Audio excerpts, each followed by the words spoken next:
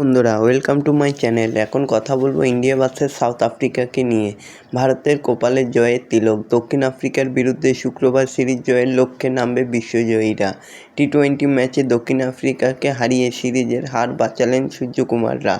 তবে সিরিজের জয় এখনও নিশ্চিত নয় ভারতের। 4 ম্যাচের সিরিজে 2-1 ব্যবধানে এগিয়ে থাকলো ভারত। তো দেখা যাক শেষ পর্যন্ত কী হয়। আর এরকমই সব খেলার খবর প্রতিনিয়ত জানতে হলে আমার চ্যানেলটিকে অতি শীঘ্রই সাবস্ক্রাইব করতে ভুলো না। আর বন্ধুদের মধ্যে প্রচুর পরিমাণে শেয়ার করে দাও, যাতে আমার 4000 ঘন্টা ওয়াচ টাইম খুব শীঘ্রই পূর্ণ হয়ে যায়। তো বন্ধুরা, শুরু হয়ে গেছে যেখানে ইন্ডিয়া ভার্সেস সাউথ আফ্রিকা তৃতীয় টি-20 ম্যাচ, যেখানে দক্ষিণ আফ্রিকাকে হারিয়ে আপাতত সিরিজে হার বাঁচালেন সূর্যকুমাররা। সাদা বলের ক্রিকেটেও ধরা পড়ে যাচ্ছেন ভারতীয় ক্রিকেটাররা। স্পিনার বলের বিরুদ্ধে দুর্বলতা লুকিয়ে রাখা যাচ্ছে না দক্ষিণ আফ্রিকার সফরেও।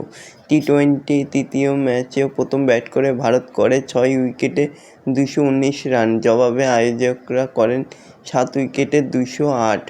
টানটান উত্তেজনার ম্যাচে ভারত ম্যাচ জিতল 11 রানে। 2-1 জনের ব্যাটিংয়ে ভর করে মান বাঁচালেন সূর্যকুমার যাদবের দল। বুধবার যেমন মান বাঁচালো তিলক বর্মার অপরাজিত 107 রানের ইনিংস। 3টি ম্যাচের একটিতেও ওপেনিং জুটি ভরসা দিতে পারল না।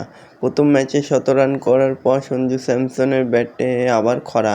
পরপর 2 ম্যাচে তার অবদান শূন্য।